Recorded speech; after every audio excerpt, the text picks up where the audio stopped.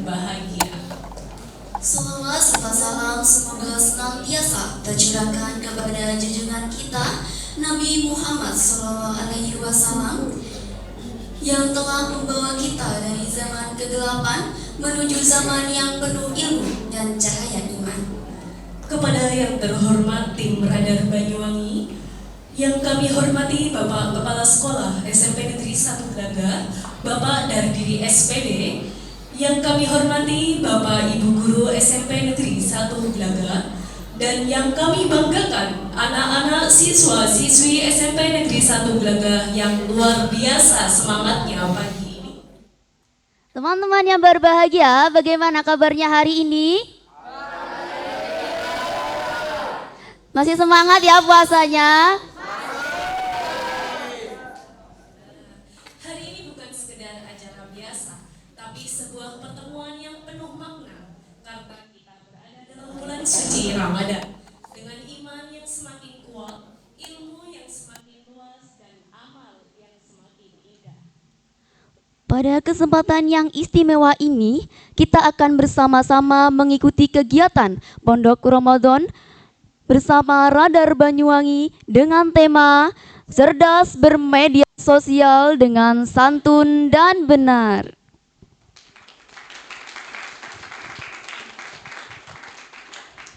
Semoga acara hari ini tidak hanya menjadi kegiatan seremonial semata, tetapi menjadi bekal, menjadi pengingat, dan menjadi penyemangat untuk kita semua.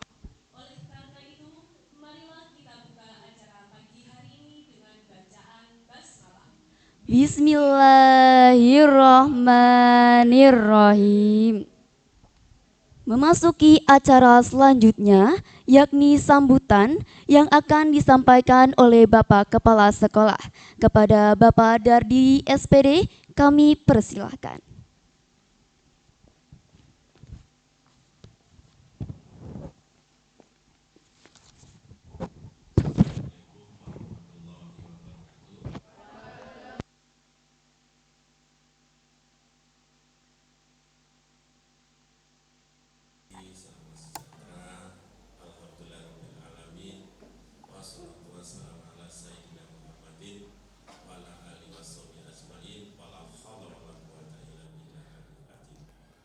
Yang terhormat tim Radar Banyuwangi, Mas Satria dan kawan-kawan, dan yang terhormat Bapak Ibu Guru SMP Negeri 1 Glagah, kemudian tentu yang kami banggakan anak-anakku semuanya, siswa-siswi SMP Negeri 1 Glagah. Tepuk tangan untuk kita semuanya.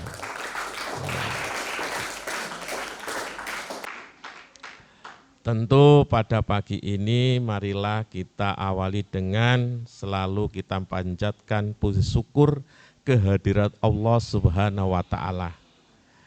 Karena rahmat nikmatnya kita bisa untuk melaksanakan kegiatan di pagi ini dalam rangka meningkatkan kompetensi, kemampuan, keterampilan anak-anakku semuanya, khususnya di dalam memanfaatkan media sosial yang saat ini kita tidak bisa untuk menghindarinya. Tentu kita sebagai umat Islam selalu kita curahkan salam untuk Nabi kita Muhammad Shallallahu Alaihi Wasallam. Anak-anakku semuanya, Bapak Ibu Guru dan tim Radar yang kami hormati, pada kesempatan ini harapan dari kami sebagai penanggung jawab yang ada di SMP Negeri 1 Glagah, momen-momen apapun selalu kita manfaatkan, selalu kita optimalkan segala bentuk kegiatan untuk meningkatkan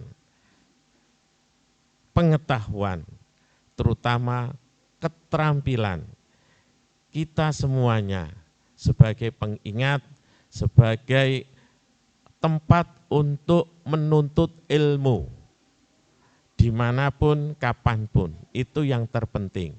Sehingga kita ke depan semakin meningkat kompetensi kita, terutama seperti yang saya sampaikan tadi, yaitu sesuai dengan tema bagaimana kita berketerampilan, bukan hanya berpengetahuan tapi berketerampilan di dalam menyikapi, berperilaku di dalam medsos. Karena kita sudah tidak bisa lagi untuk terhindar dari apa yang sekarang ini lagi berkembang pesat. Ini oleh karena itu saya berpesan nanti apa yang disampaikan oleh narasumber Jari radar pada saat ini kita kerjasama SMP Negeri 1 Gelaga dengan radar yang kerjasama ini bukan tahun ini, sudah bertahun-tahun setiap kegiatan Pondok Ramadan kita selalu mengadakan kerjasama dengan radar Banyuwangi sebagai mitra kita di dalam syiar Islam khususnya di bulan suci Ramadan. Tentu berikutnya kami ucapkan terima kasih kepada pihak radar yang telah kerjasama dengan kami dan juga selamat menunaikan ibadah puasa. Semoga ibadah-ibadah sampai tuntas ini berjalan lancar dengan didukung oleh kesehatan. Juga anak-anakku semuanya dan Bapak Ibu guru SMP Negeri 1 Gelaga khususnya, semoga di akhir-akhir bulan Ramadan ini sampai nanti kita selalu diberi kesehatan, diberi kelancaran menuntaskan khususnya ibadah-ibadah di bulan Ramadan. Bukan hanya ibadah wajib, juga ibadah sunnah. Termasuk pada saat ini kita mengikuti untuk peningkatan kemampuan, meningkatkan keterampilan. Mungkin itu yang perlu kami sampaikan. Mungkin ada hal-hal yang kurang, fasilitas layanan dari SMP Negeri 1 Gelaga, kami mohon maaf. Demikian dari saya. Assalamualaikum warahmatullahi wabarakatuh.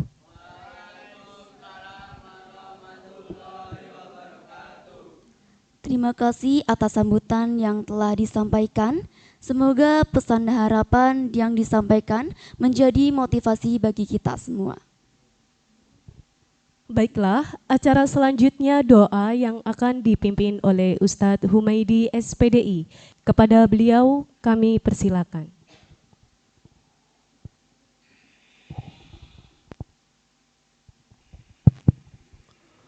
Assalamualaikum warahmatullahi wabarakatuh.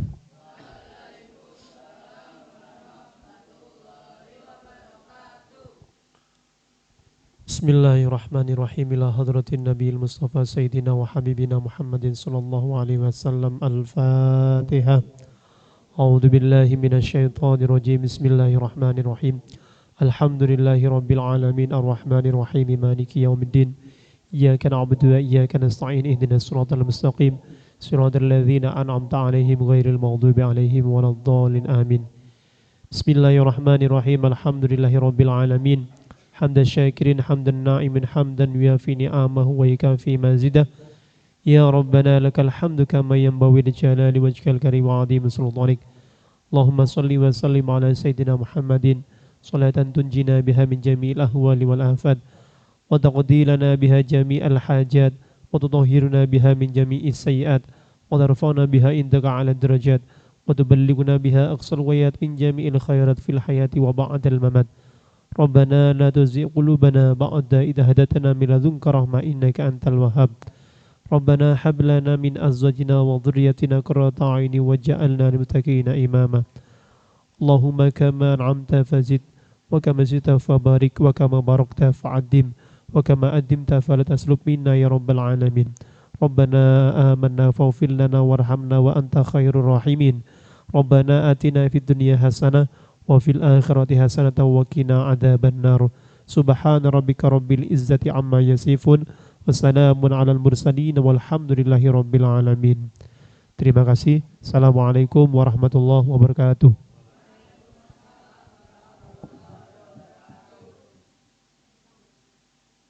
Disampaikan terima kasih. Baiklah, anak-anak, kalian sudah mendengar kabar ini atau belum? Belum. Ya. Bahwa pemerintah Indonesia akan membatasi akses media sosial bagi anak usia 13 sampai 16 tahun, khususnya kalian ini. Nah, mulai tanggal 28 Maret 2026 melalui peraturan pemerintah nomor 17 tahun 2025. Media sosial yang paling sering kalian gunakan aplikasi apa? TikTok. TikTok saja? IG. Kalau Kak Dara apa nih? Oh, saya TikTok Bu, kadang sampai lupa waktu Bu, saking senengnya. Scroll-scroll ya ke atas. Nah, tujuan dari kebijakan ini adalah untuk melindungi kalian.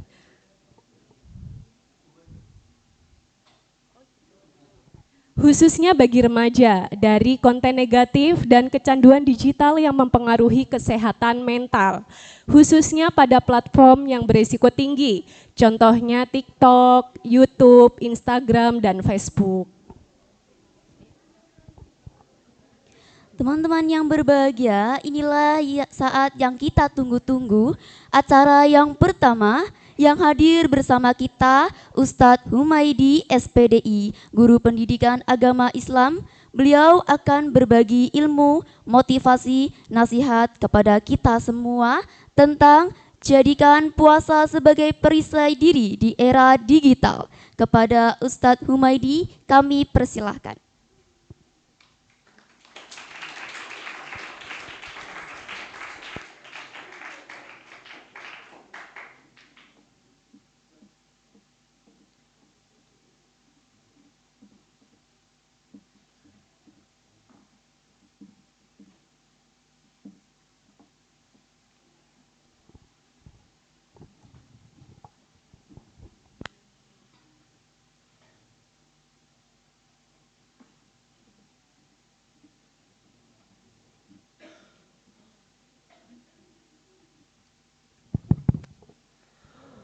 Assalamualaikum warahmatullahi wabarakatuh.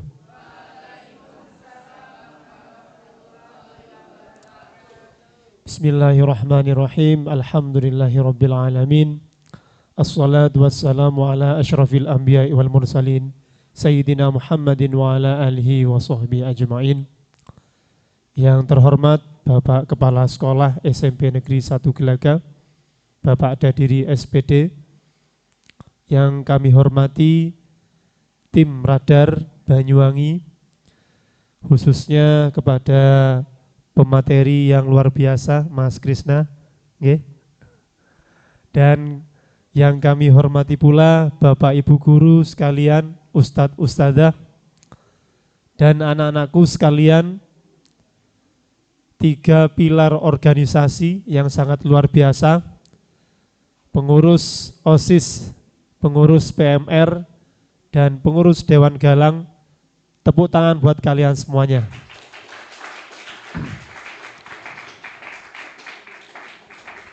Bapak Ibu Guru, anak-anakku sekalian yang saya banggakan, sebelum Pak Hum memulai materi, tidak banyak yang Pak Hum sampaikan, hanya masalah-masalah saja terkait dengan puasa, agar kalian bisa melaksanakan puasa dengan baik, agar kalian mendapatkan pahala puasa. Tidak hanya puasa menahan lapar dan dahaga saja, tetapi mendapatkan hikmah dari puasa yang kalian laksanakan. Nah, oleh karena itu, agar lebih semangat lagi, coba Pak Hum berdiri ya. Dan anak-anakku sekalian bisa berdiri. Ya, Bapak Ibu Guru enggak usah, anak-anak aja. Monggo anak-anak bisa berdiri. Ya, kalau Pak Hum bilang semangat Ramadan, maka kalian menjawab Subhanallah walhamdulillah wala ilaha Allahu akbar. Bisa ya? Bisa ya? Langsung apa kita coba dulu? Langsung, oke, kita langsung ya. Semangat Ramadan. Subhanallah walhamdulillah wala ilaha Allahu akbar. Ya, tepuk tangan buat kita semuanya. Oke, silakan duduk kembali. Ya. Anak-anakku sekalian yang saya banggakan, banyak sekali permasalahan-permasalahan terkait dengan puasa khususnya. Lebih-lebih puasa ini dilaksanakan pada saat bulan Ramadan. Sebagaimana kita ketahui bersama bahwa puasa itu ada 2 macam, ya. Ada puasa yang diwajibkan, ada puasa yang disunnahkan, ya. Kalau waktu puasa yang diharamkan itu beda lagi, itu waktu namanya. Tetapi secara bahasa dan istilah puasa itu ada 2. Ada puasa yang diwajibkan, ada puasa yang disunnahkan. Puasa yang diwajibkan apa saja? Ramadan, apalagi?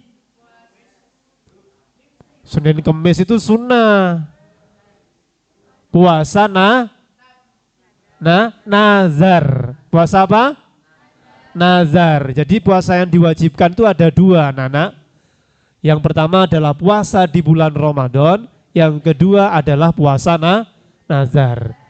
Contoh puasa nazar itu seperti apa, Ustadz? Contohnya, kalau nanti saya setelah ujian misalnya mendapatkan nilai yang baik, ranking 1, maka saya akan puasa 3 hari berturut-turut. Maka ini harus dilakukan. Kalau tidak dilakukan secara berturut-turut, maka puasanya mulai lagi dari awal. Itu namanya puasa nazar. Jadi puasa nazar itu hukumnya wajib, harus dilaksanakan. Kalau puasa Ramadan, ya puasa dilaksanakan di bulan Ramadan. Nah, terkait dengan puasa, ada banyak sekali permasalahan-permasalahan yang mestinya ini terjadi kepada anak-anak yang generasi sekarang. Ya. Di sini Pak Hum sudah mencatat ya, ada 3 permasalahan-permasalahan yang ada di dalam puasa itu khususnya untuk generasi kalian ini, Gen Z ini ya, Gen Z. Yang pertama, apakah puasa hanya tentang tidak makan dan tidak minum? Ya. Yang kedua, apakah menonton konten yang tidak baik saat puasa mempengaruhi nilai puasa? Ya. Terakhir, ini ya, apa tantangan terbesar kamu saat berpuasa? 1, coba ini pilihannya ya. 1, emosi. 2, media sosial. 3, rasa malas. Dan 4, lapar dan haus. Kira-kira yang mana tantangannya? Semuanya ya.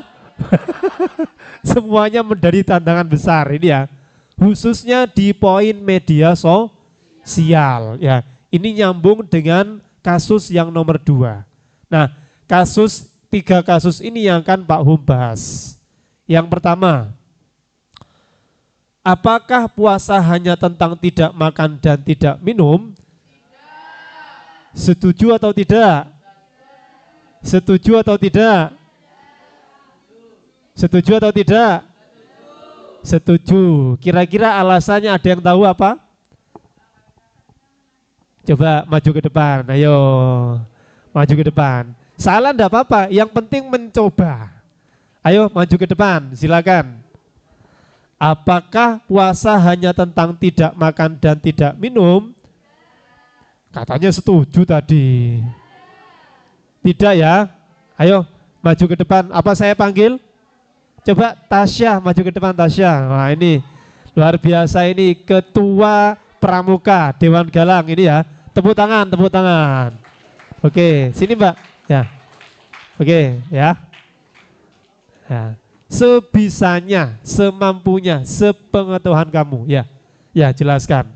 Jadi pertanyaannya, apakah puasa hanya tentang tidak makan dan tidak minum? Kamu setuju atau enggak? Tidak ya. Coba alasannya apa? Karena puasa tidak hanya menahan makan dan minum, tetapi puasa juga menahan hawa nafsu. Hawa nafsu seperti memasukkan barang ke dalam lubang-lubang, dan kita juga harus bisa menahan emosi. Nah, jadi puasa itu tidak setuju kalau hanya menahan makan dan minum, tetapi juga menahan emosi, juga menahan hawa nafsu. Hawa nafsu itu banyak juga dan bisa dijelaskan nanti ya. Oh iya, ya. Oke. Kamu ngasih pertanyaan lagi ke Pak Hum ya. Oke, tepuk tangan untuk Tasya ya. Nanti dapat hadiah Mbak ya. Nanti dapat hadiah. Hadiahnya bisa diambil di Roxy atau di Ramayana nanti ya. Oke, tepuk tangan sekali lagi untuk Tasya anak-anak ya. Jadi betul jawabannya memang kita tidak Jangan setuju, tapi tidak setuju. Karena memang puasa ini bukan hanya tentang menahan lapar dan dahaga, tapi juga menahan hawa nafsu, ya. Banyak orang yang salah kaprah, yang penting puasa, tidak makan, tidak minum, tetapi dia lupa untuk menahan hawa nafsunya, untuk tidak ngomongin orang lain, untuk tidak berbuat dolim kepada orang lain, bahkan berbuat maksiat kepada Allah Subhanahu wa Ta'ala.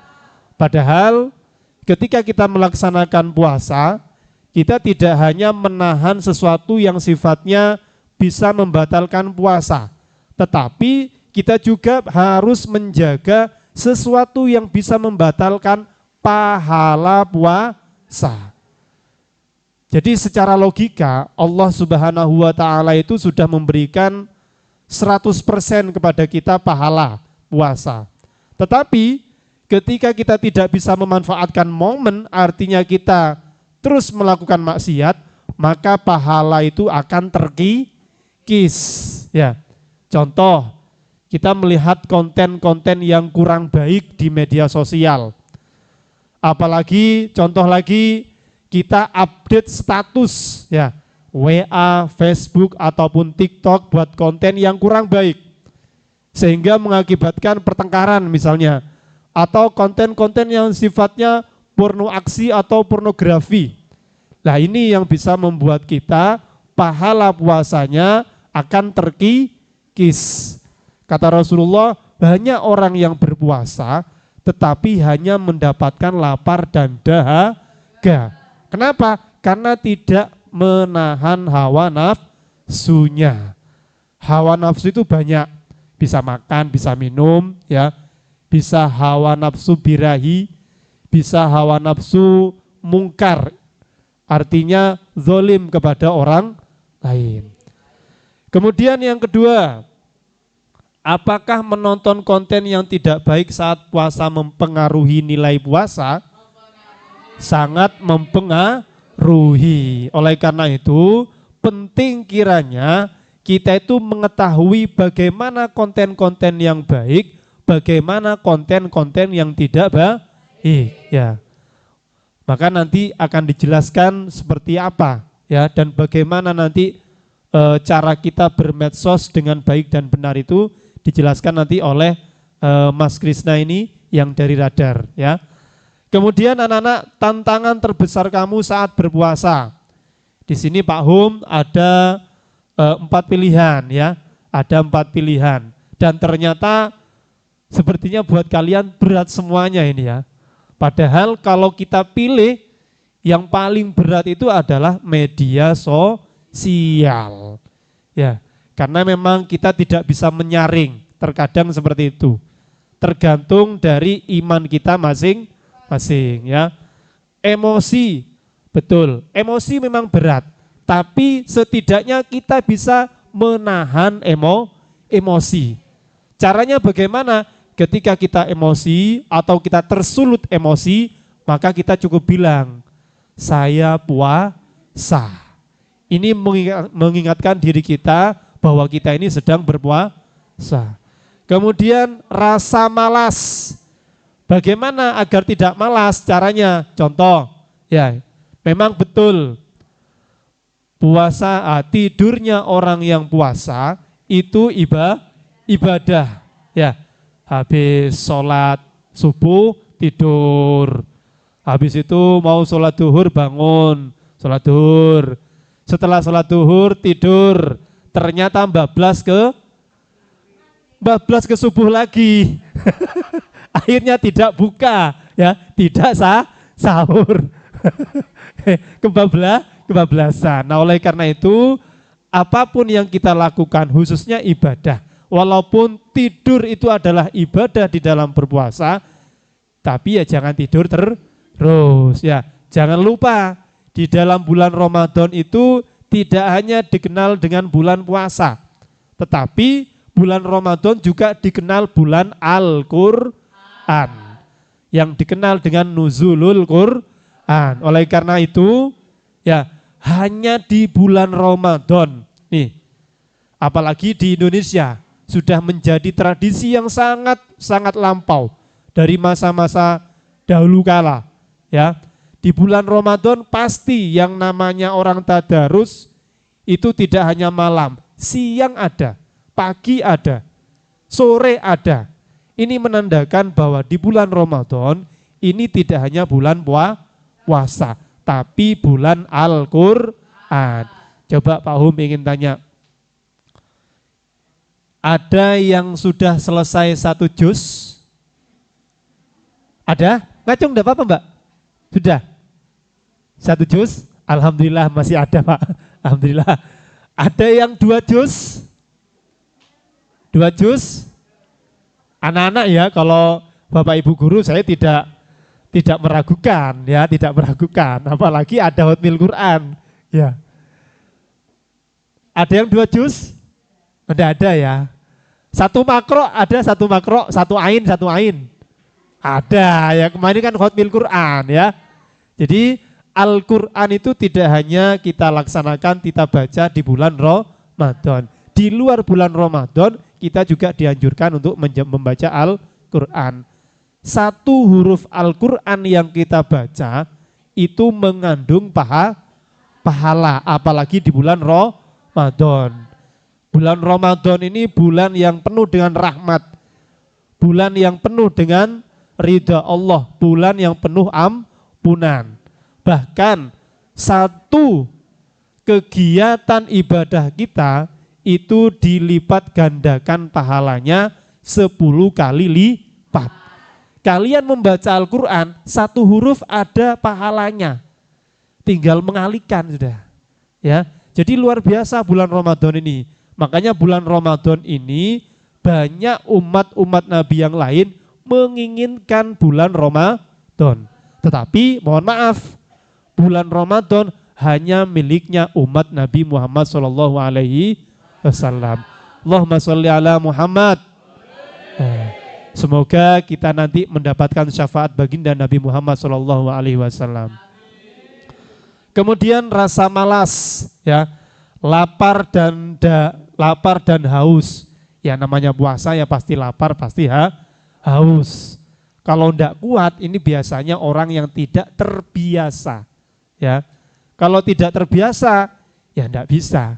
Padahal di dalam bulan puasa ketika kita berpuasa menahan lapar dan haus ini ada hikmah di balik kita menahan lapar dan haus itu. Apa hikmahnya? Kita merasakan apa yang dirasakan oleh orang-orang yang kekurangan. Banyak orang di luar sana ya yang kekurangan makan, bahkan 3 hari kadang belum makan. Ini yang seharusnya kita jadikan pelajaran ya. Bukan malah sakar PDW, saya enggak kuat, sudah enggak puasa. Nah, padahal dia sudah menjadi orang yang sudah mukallaf, balik dan berakal. Nah, oleh karena itu saya rasa untuk lapar dan haus ini bukan bagian dari tantangan terbesar. Tetapi tantangan terbesar pada era saat ini adalah media sosial. Maka saran dari Pak Hum, ya kurangi memegang HP, perbanyak membaca Al-Quran. Jadi mungkin itu yang bisa Pak Hum sampaikan anak-anak. Untuk pertanyaan-pertanyaan nanti akan ada sesi tanya jawab ya. Jadi tidak langsung tanya jawab. Nanti ada sesi tanya jawab. Bisa tanya Pak Hum atau tanya Mas Krisna nanti ya. Itu saja yang bisa Pak Hum sampaikan. Terima kasih banyak atas perhatiannya. Billahi taufik wal hidayah. Wassalamualaikum warahmatullahi wabarakatuh.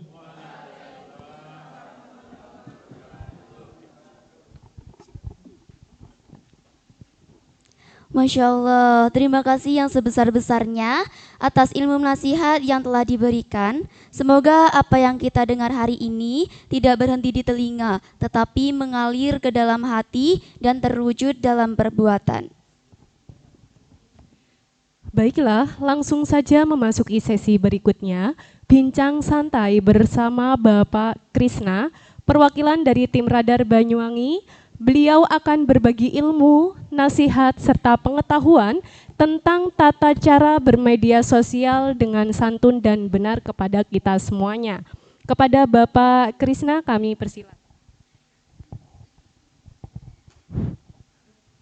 Assalamualaikum warahmatullahi wabarakatuh.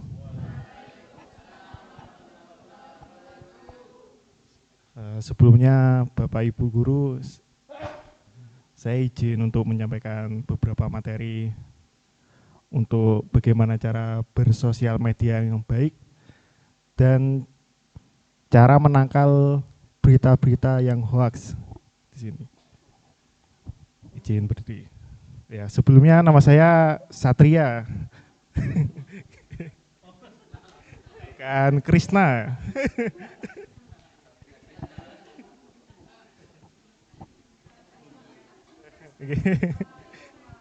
Krisna. Di sini adik-adik tahu definisi sosial media. Sosial media itu apa, Adik? Iya tahu, singkatan itu sosmed itu. Sosial media itu apa? Alat. Maju satu. Sapa sih? Ini sing Mas ganteng, katanya baju kota-kota.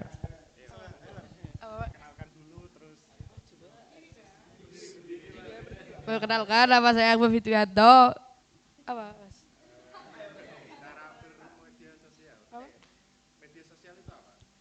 Media sosial itu adalah alat komunikasi sosial.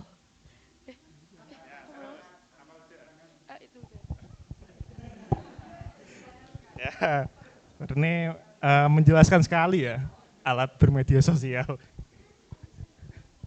Ya, saya jelaskan.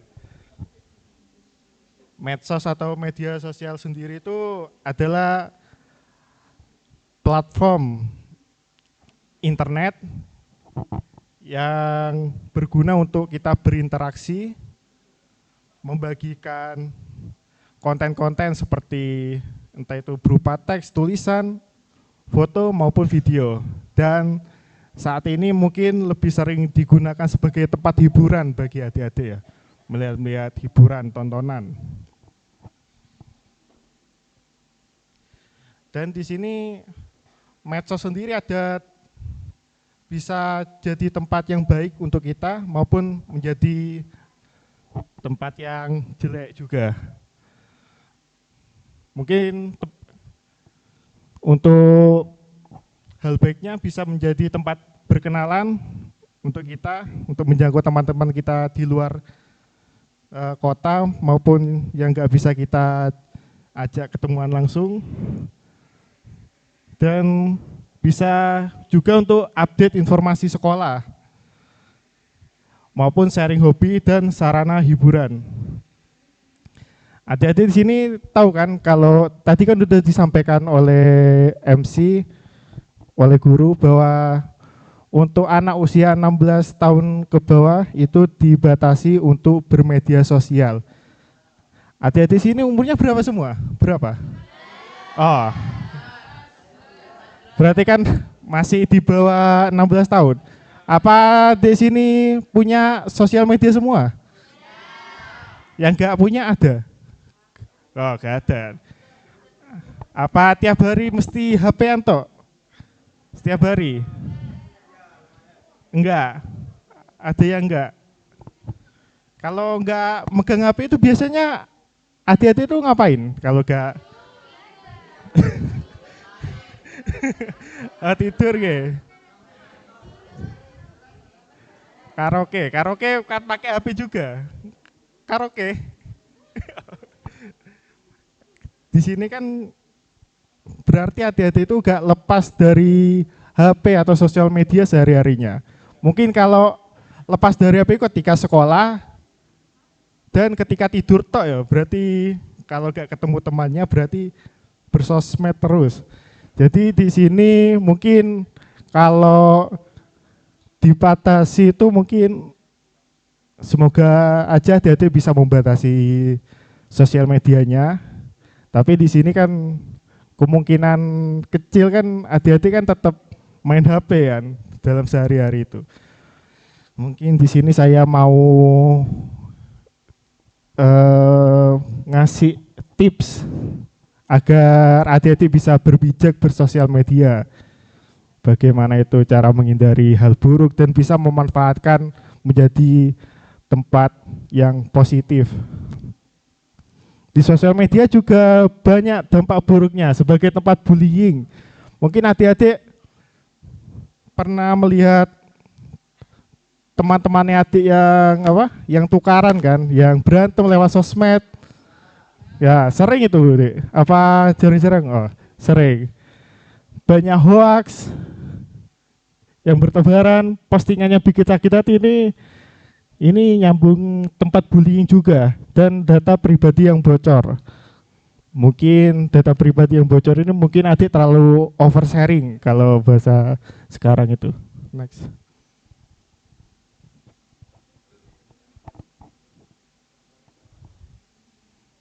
Mungkin ini membentuk personal branding ini mungkin kalau adik-adik udah bisa kalau udah 16 tahun ke atas bisa menggunakan sosial media secara full gitu. Membranding diri itu ketika kita menunjukkan jati diri kita di sosial media. Entah adik itu membranding diri kalau ada yang hobi suka sepak bola, mungkin adik bisa membranding diri bahwa adik itu orang yang hobi akan sepak bola. Jadi memposting cara trik and trik bermain sepak bola maupun perasaan adik ketika main sepak bola.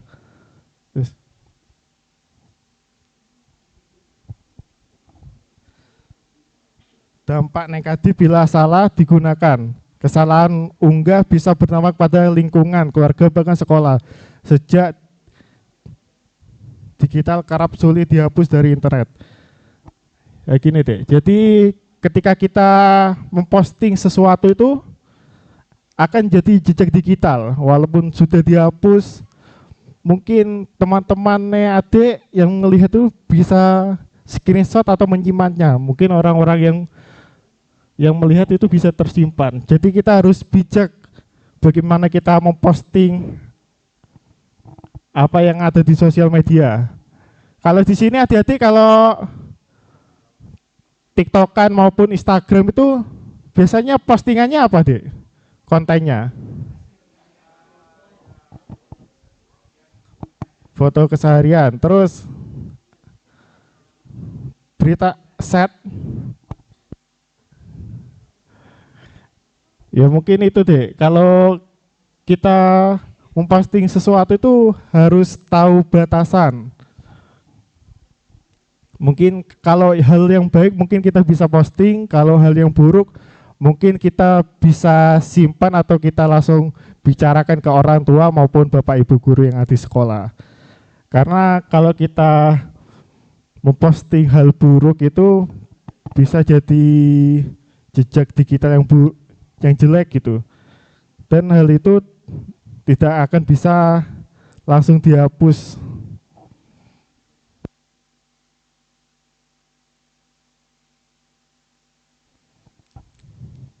Dan kalau di sosial media itu mungkin ada keterangannya ya, keterangannya biasanya bisa disebut caption. Di bawah tulisan pendek,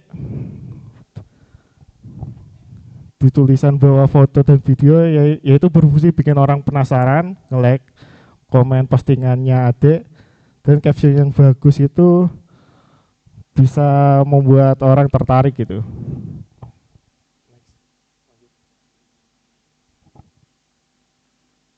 Mungkin adik-adik udah tahu ya kalau membedakan postingan yang buruk dan baik itu.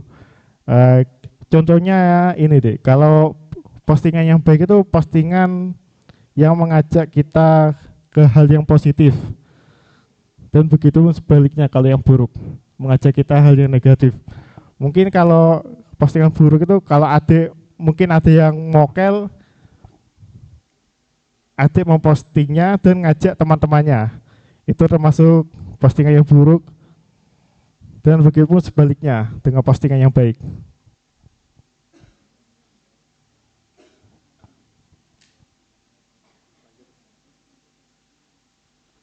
Caption ala media sosial mungkin ke materi selanjutnya.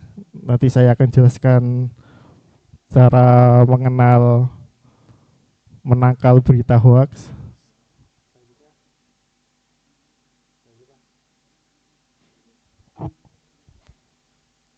Langsung postingan lepas itu. Postingan lepas.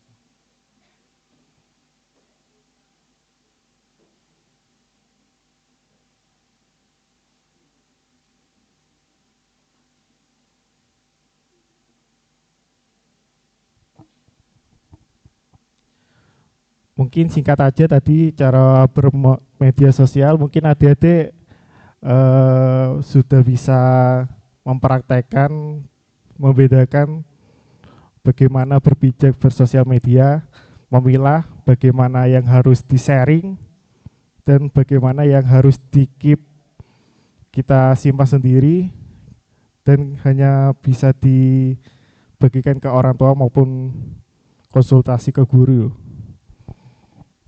Dan yang selanjutnya itu bagaimana saya memberikan materi bagaimana cara menyangkal berita-berita hoax, bagaimana membedakan berita hoax dan berita yang benar itu bagaimana. Ini berita hoax atau informasi palsu itu ada ciri-cirinya. Biasanya itu judulnya provokatif atau sensasional. Ada tahu contoh judul yang provokatif ataupun sensasional itu gimana?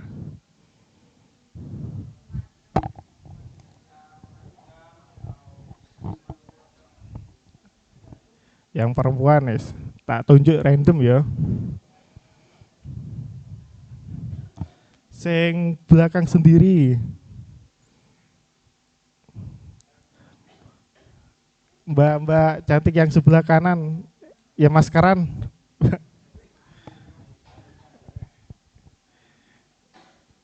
Saya samperin aja. Contoh judul berita yang provokatif atau sensasional itu seperti apa, Mbak? Sebisanya aja. Ayo. Kalau ada pernah lihat gitu, sebutin contohnya.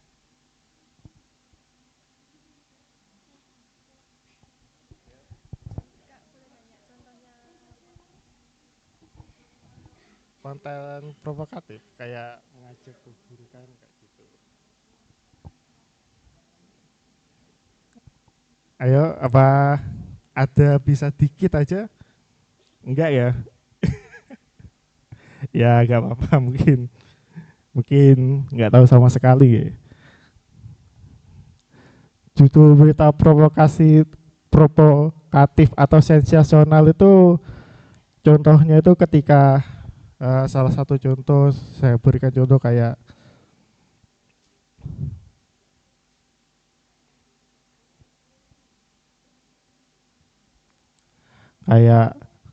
MBG di SMP Gelaga tidak enak.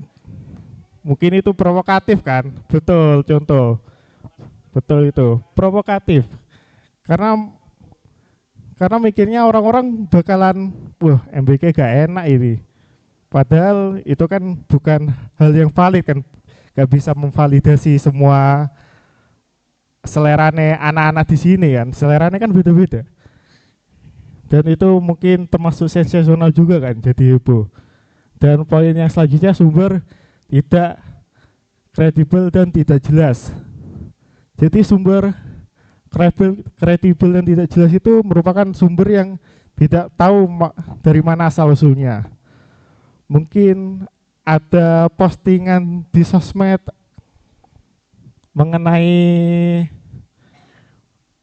MBG yang tidak enak itu sumbernya dari orang yang ada di Jawa Barat, padahal yang berdampak langsung itu kan di SMP Gelaga.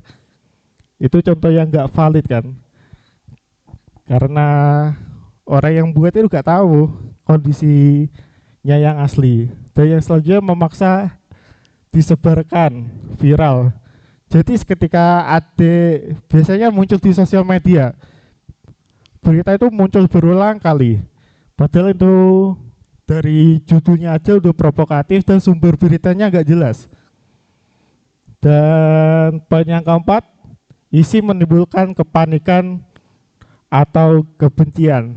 Biasanya berita-berita hoax atau berita yang bermasalah itu mempunyai tujuan untuk menimbulkan hal buruk atau hal-hal yang negatif yang bisa menimbulkan kebencian maupun kepanikan bagi yang membacanya. Dan selanjutnya tanpa sumber rujukan yang valid. Ini nyambung ke poin yang kedua, sumber tidak kredibel. Jadi sumber rujukan yang tidak valid ini isinya itu gak tahu siapa yang komentar, datanya dari mana, itu gak valid. Dan yang terakhir, manipulasi konten. Jadi kontennya itu menggunakan foto maupun video lama, hasil editan, atau yang tidak relevan dengan narasi. Jadi contohnya itu seperti judulnya apa, isinya apa. Jadi judul sama isi itu berbeda. Dan juga begitupun fotonya. Mungkin beritanya itu memberitakan MBG di SMP Gelaga.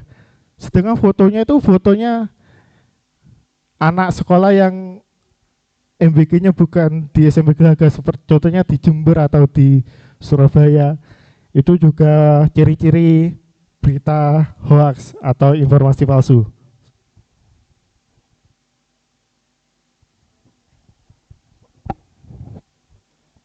Jadi berita hoax itu dapat disangkal. Salah satu caranya itu ngecek kebenarannya, ngecek faktanya. Dari mana postingannya, siapa yang memposting, dan dari isinya, apakah benar atau tidak. Jadi adik-adik itu bisa memilih sumber-sumber yang kredibel. Kalau di sini itu contohnya Jawa Post Radar Banyuwangi, Tempo, Kompas, dan lain sebagainya. Itu yang kredibel. Kalau di Banyuwangi sendiri, selain Radar Banyuwangi, mungkin di sosmed adik, kalau akun-akun yang biasanya menyebar berita-berita itu apa saja adik yang diketahui? Ya, Banyuwangi 24 jam. Mungkin itu bisa jadi rujukannya adik juga ya. Yang kredibel.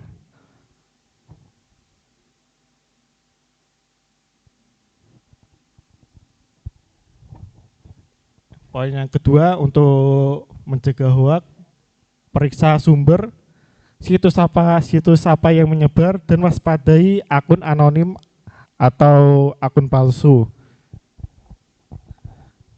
Jadi ini berkaitan yang sumber yang pertama ya. Poin yang pertama tadi, jadi kita harus ngecek dulu situs apa yang menyebarkan berita hoax tersebut dan akun siapa yang mengupload informasi tersebut, entah itu palsu ataupun benar.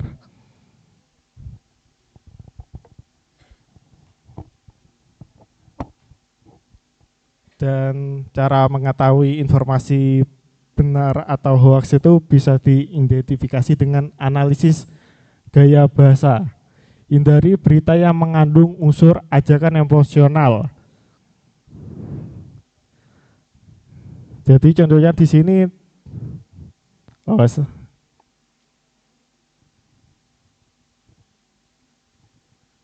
saya contohkan MBG di SMP Gelaga ya. Seumpamanya MBG di SMP Gelaga tidak enak sama sekali. Murid-murid marah semua. Itu kan mengajak kan? Mengajak. Jadi kalau dalam sebuah berita itu isinya itu adalah situasi di lapangan ataupun fakta kebenaran, bukan opini. Kalau ini kan termasuk opini tadi, mengejas sesuatu tanpa hasil yang kredibel atau tanpa deskripsi yang benar. Lanjut.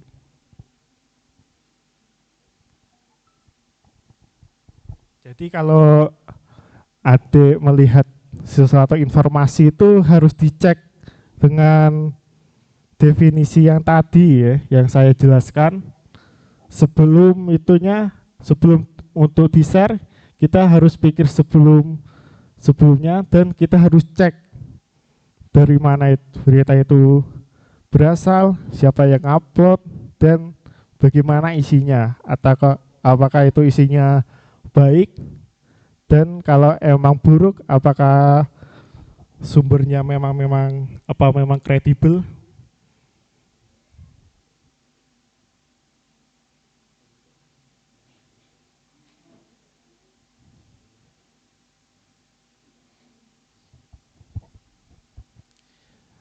Untuk yang selanjutnya, bagaimana menulis keterangan foto. Kalau dalam konteks ini menulis keterangan foto dalam berita, gunakan kalimat pembuka yang bikin penasaran seperti fakta yang menarik, pertanyaan, ataupun kutipan unik agar pembaca tidak bosan.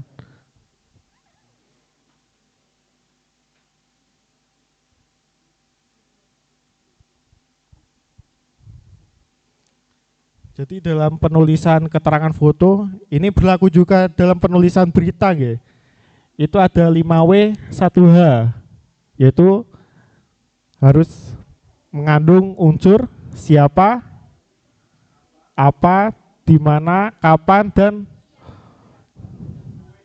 sudah.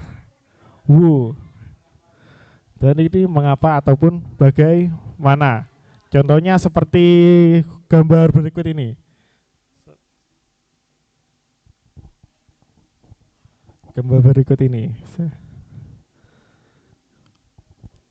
Para siswa baru SDN 4 Penganjuran disapa secara langsung oleh Kepala Dinas Pendidikan Banyuwangi Suratno di hari pertama sekolah tahun ajaran 2025 sampai 2026 pada 14 Juli 2025 lalu. Kalau dalam 5W1H,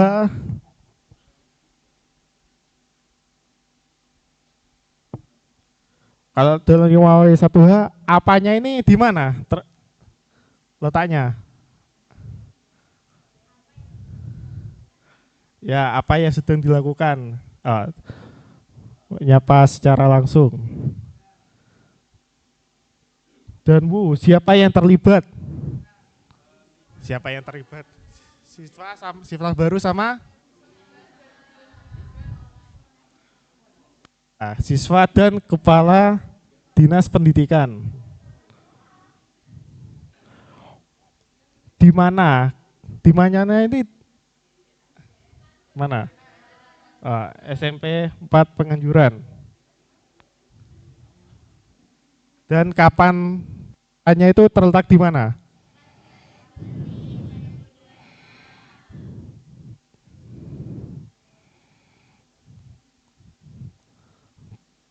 Dan mengapanya terletak di mana?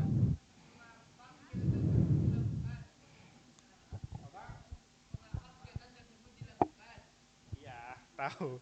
Kalau di sini nih mengapanya itu terletak di mana?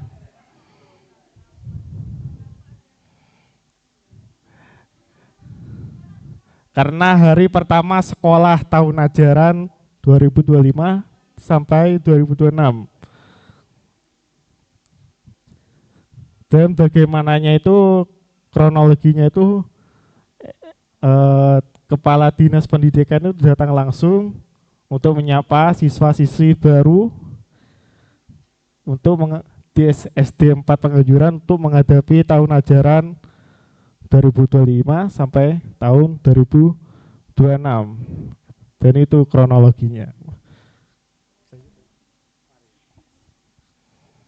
Ya, cukup sekian penjelasan saya. Mungkin habis ini lanjutkan sesi tanya jawab ya.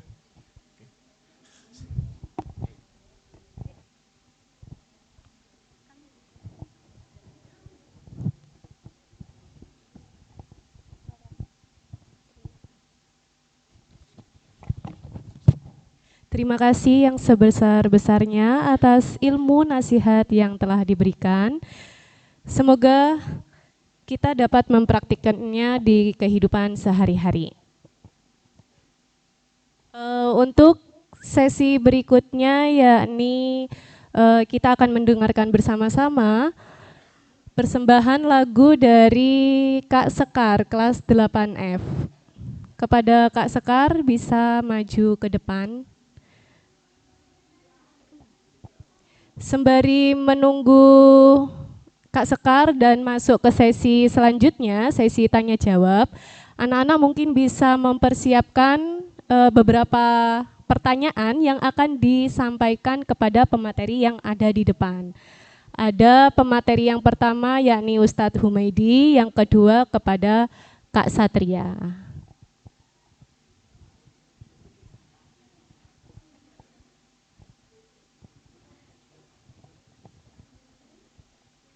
Silakan Kak Sekar bisa ke depan.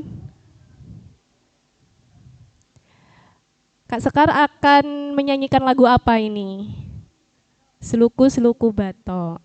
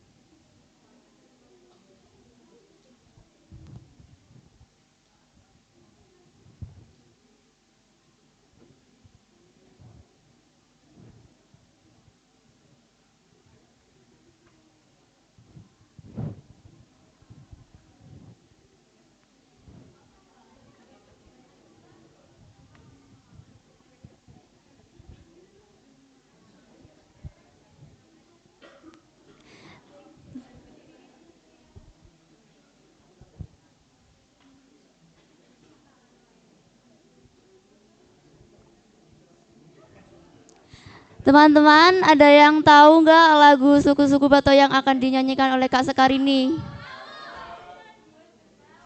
Lagu dari mana itu?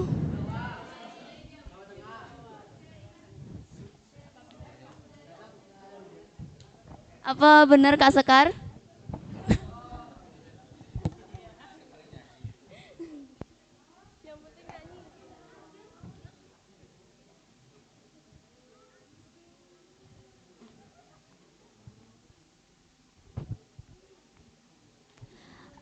Sembari menunggu, jangan lupa disiapkan ya teman-teman. Apa pertanyaannya?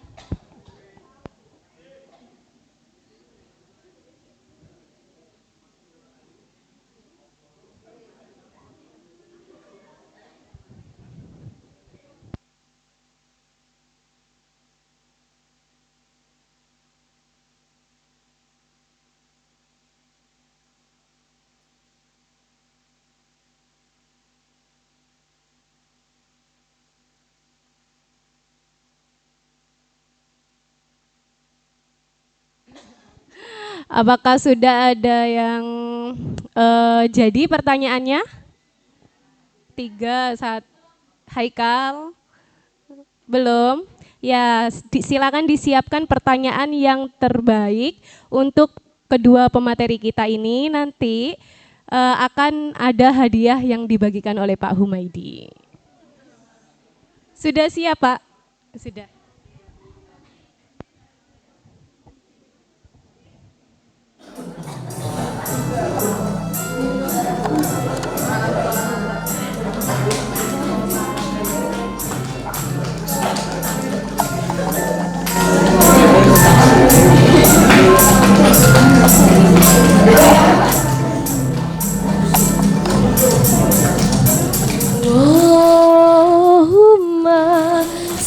Sholli wa sallim ala Sayyidina Muhammadin adada ma fi ilmillah salatan daimatan bidawami mulkilahi bisolatan daimatan bidawami mulkilahi. Allahumma sholli wa sallim ala Sayyidina Muhammadin adada ma fi ilmillah hisalatan daimatan bidawami mulkilahi isolatan daimatan bidawami mulkilahi. Sluku bato ela elo siromo menyang Solo leh oleh payung muto. Sluku bato ela elo siromo menyang Solo leh oleh payung muto. Majentit loloba wong mati ora oba yen oba mateni bocah yen urip sregep ngibadah. Allahumma sholli wa sallim ala Sayyidina Muhammadin adada ma fi ilmillah hisalatan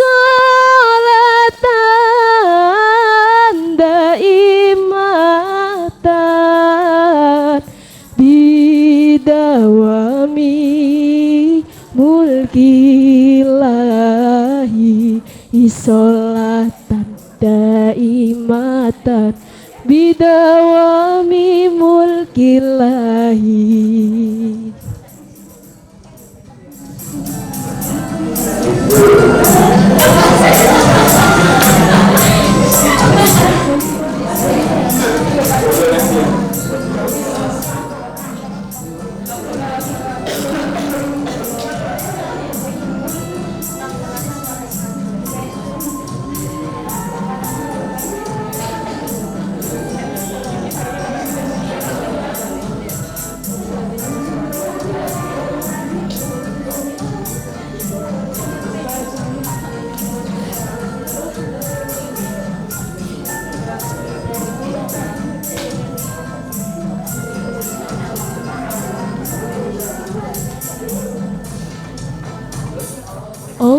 Allahumma cukup ono luberono keluarga sehat kabeh beras akeh duit akeh kanggo sangu lunga kaji barokahe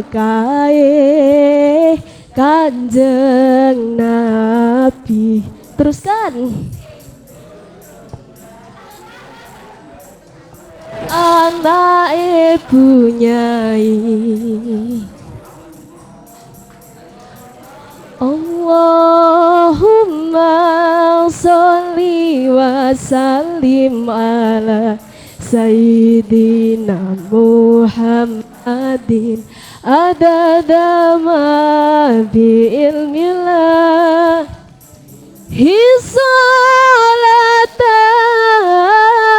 daimatan bidawami mulkilahi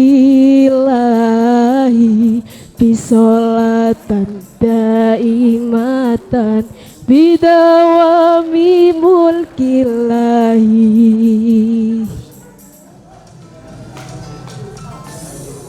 Terima kasih. Masya Allah, sangat sahdu sekali ya suaranya. Untuk memasuki sesi berikutnya adalah sesi tanya jawab. Silakan bagi yang ingin bertanya bisa mengangkat atau mengacungkan tangan, kemudian ditujukan kepada pemateri siapa untuk pertanyaannya. Silakan, ada pertanyaan? Ya, Haikal silakan berdiri, maju ke depan. Maju saja, silakan ke depan.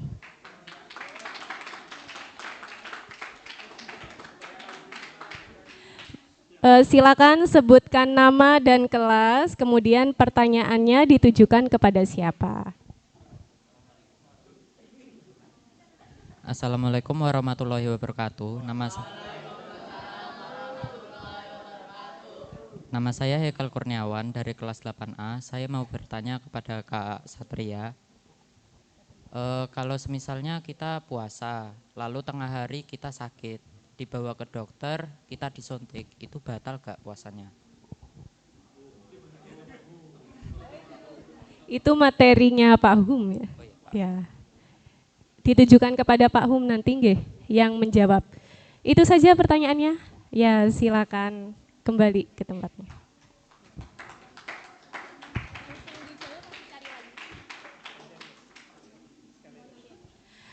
Ya, silakan ada yang bertanya lagi. Ya, silakan siapa namanya? Valerin dulu yang ke depan, silakan ke depan.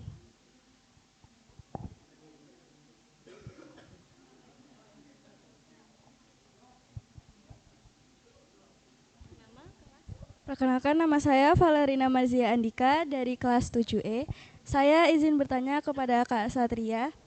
Misal nih Kak, kita kan udah bijak dalam menggunakan media sosial, tapi ada oknum yang meretas atau mengambil alih dalam media sosial kita. Itu kita dapat kebijakan kayak gimana Kak? Terima kasih buat Valerin dari kelas 7E, pertanyaannya luar biasa sekali. Silakan ada yang bertanya lagi? Ya, silakan yang ini Tasya.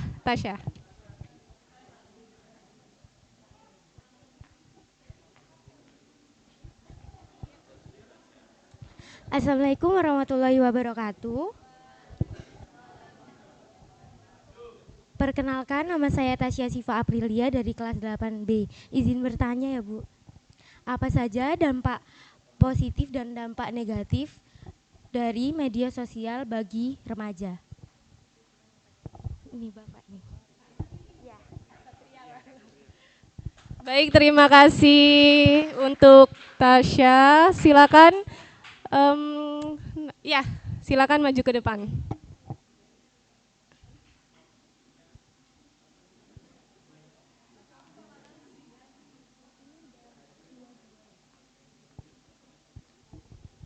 Assalamualaikum warahmatullahi wabarakatuh. Perkenalkan, nama saya Sandra Dewi dari kelas 8C, ingin bertanya ke Pak Hum. Bagaimana tanggapan Pak Hum kalau misalkan ada anak yang berpuasa tetapi ngabuburitnya bareng pacarnya?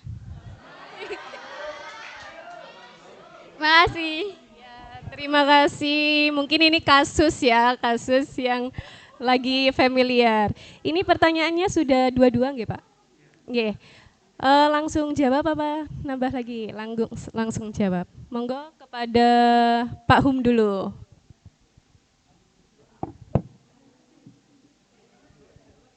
Tes.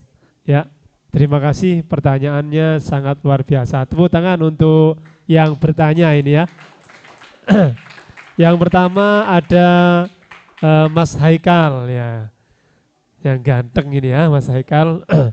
Jadi pertanyaannya, ketika puasa kemudian sakit ya, agar supaya puasanya tetap jalan, maka kita ke dokter kemudian suntik kan gitu ya.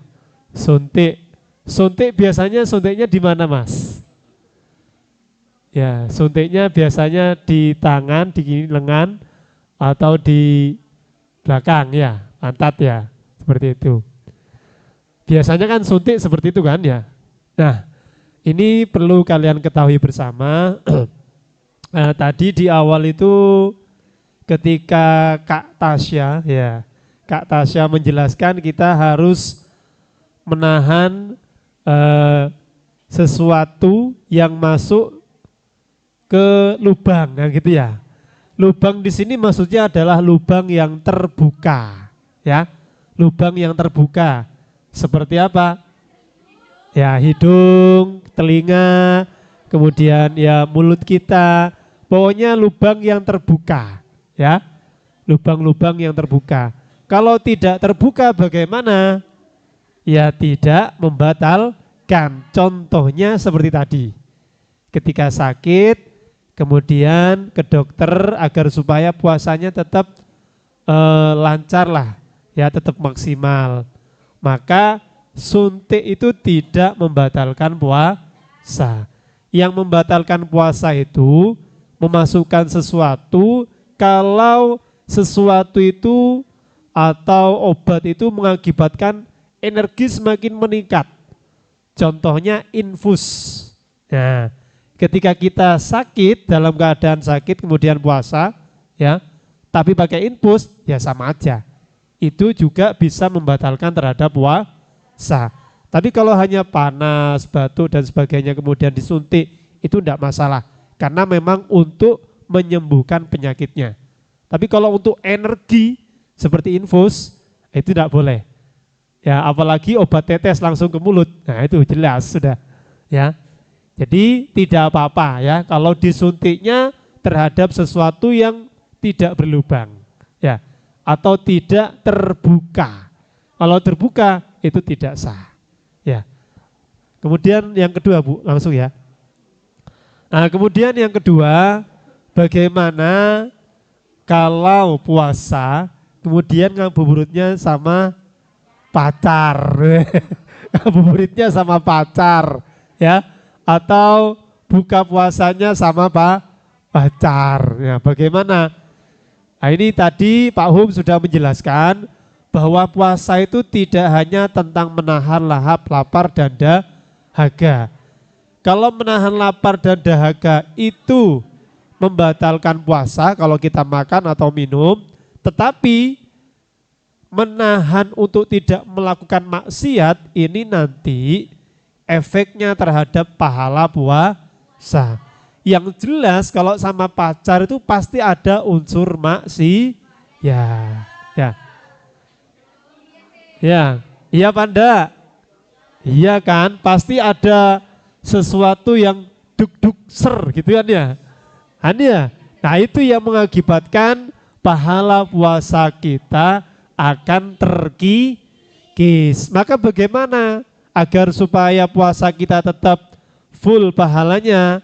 Hindari dulu ya. Pray dhisik pacaran deh. Pray dulu ya. Siapa tahu bulan Ramadan pray, bulan Idul Fitri ternyata putus, berarti alhamdulillah. Karena sudah terbiasa tidak melakukan maksiat. Oh, ternyata saya juga bisa walaupun tidak pacaran. Nah, itu hikmahnya ya. Yo jangan Pak, ya enggak apa-apa ya. Jadi anak-anak, ketika kalian melaksanakan puasa kemudian dinodai dengan hubungan maksiat, walaupun pacarannya yang katanya sehat ya. Pacaran sehat hanya hanya chattingan WA. Ya tapi kan tetap sayang-sayangan. Nah, ya. Pak, enggak sayang-sayangan. abi umi, oh berdoa. Ya, jadi itu tetap tidak membatalkan puasa, tetapi nanti pahala puasanya akan terkikis. Paham tuh? Saya kira itu Bu Mai, terima kasih. Terima kasih Pak Hum untuk jawabannya. Bagaimana untuk Kak Haikal sama Kak Sandra, apakah ada tanggapan dari jawabannya Pak Hum? Tidak ada. Baik, untuk pertanyaan selanjutnya dari Kak Valerin sama Kak Tasya, silakan, monggo. Ya. Assalamualaikum warahmatullahi wabarakatuh. Untuk menanggapi pertanyaan pertama, bagaimana jika sosial media kita kena hack, bagaimana cara menyikapinya? Gitu nggih, Mbak?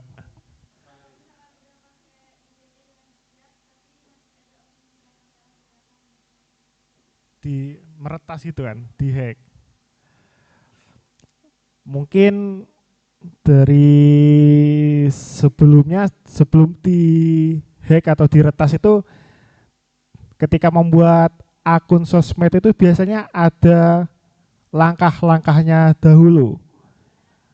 Dan biasanya kalau kita memenuhi separuh dari seluruh langkah tersebut, semuanya langkah-langkah membuat akun sosmednya itu ada 10. Kita baru ngisi 5 tapi kita langsung bisa bersosmed kan. Biasanya itu keamanan akun kita itu kurang. Lebih baik sebelum akun kita berpotensi untuk diretas, ketika kita membuat akun, mungkin kita harus lengkapi dulu persyaratannya. Hal tersebut untuk menghindari kita meminimalisir agar akun kita tidak kena retas. Tetapi jika sudah teretas akun kita, mungkin kalau kita sudah bijak itu mungkin kemungkinan dampak buruknya itu sedikit, karena di dalam sosmed kita kan gak ada hal buruk tentang pribadi kita kan. Kalau kita sudah bijak menggunakan sebelumnya. Mungkin kalau diretas sendiri itu syaratnya itu kalau di setiap platform sosial media itu ada aduannya sendiri untuk melapor gitu. Jadi kalau diretas, kalau udah terlanjur diretas gitu, kita bisa laporkan, ajukan laporan bahwa akun kita sudah kena hack. Dan langkah selanjutnya biar orang-orang tahu kalau akun kita kena retas itu, kalian itu bisa men-sharing ke teman-teman kalian, menyampaikan informasi bahwa akun yang adik gunakan itu sudah kena retas. Jadi teman-teman adik itu bisa mengantisipasi kalau ada hal-hal aneh, semuanya ngecat aneh-aneh itu bisa diantisipasi sebelumnya. Mungkin gitu. Dan pertanyaan kedua, bagaimana dampak positif dan negatif ketika kita bersosial media? Apa gitu pertanyaannya? Ya, nomor 2. Okay. Mungkin dari dampak positifnya dulu, nggih. Dampak positifnya sebelumnya kan sudah saya jelaskan beberapa dampak positif. Mungkin ini ya dampak yang cukup terasa ya. Kalau dibandingkan zaman dulu dan sekarang, kalau kita bersosial media itu informasi lebih bisa terjangkau. Mungkin kalau waktu SMP Bapak Ibu guru mungkin mendapatkan informasi yang sangat luas itu sulit. Kalau sekarang udah zamannya sosial media, kita tahu informasi yang ada di luar kota, semuanya ada di Jakarta. Kalau ada demo kita udah tahu lebih dahulu. Atau kalau yang sekarang ini perang di Iran, kita udah tahu tanpa harus bersusah payah mencarinya. Dan Kedua, kita bisa membangun relasi teman dari berbagai kota, mungkin dari luar Indonesia kita bisa berinteraksi. Jadi kita mungkin bisa membangun hubungan pertemanan, membangun relasi atau saling sharing hobi kita di sosial media. Dan dampak positifnya banyak sekali ya, kalau adik-adik bisa memilahnya. Dan sosial media juga bisa digunakan sebagai tempat kita belajar. Mungkin kalau adik di sosmednya adik di IG atau TikTok, biasanya ada pengaturan saran konten gitu.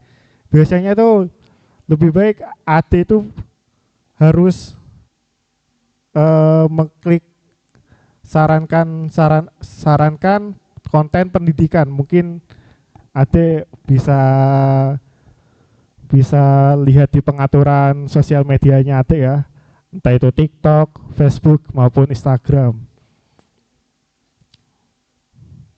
Dan dampak negatifnya itu mungkin kalau adik terlalu oversharing ketika bersosial media, ketika ada masalah, ketika putus sama pacarnya atau masalah dengan orang tuanya, adik buat postingan, semuanya postingan jeduk-jeduk dengan kata-kata galaunya adik.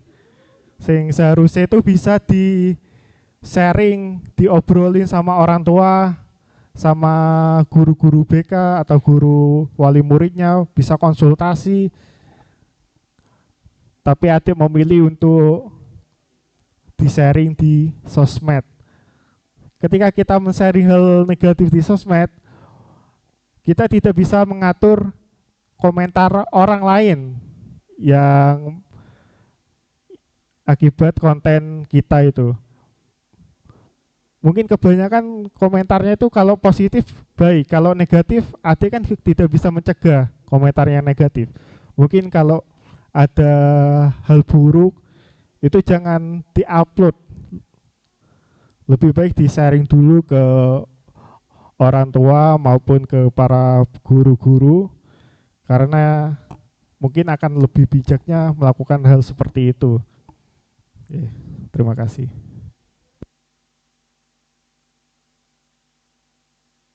Terima kasih banyak Kak Satria atas jawabannya. Untuk Kak Valerin sama Kak Tasya, bagaimana? Apakah ada tanggapan? Tidak ada. Baik.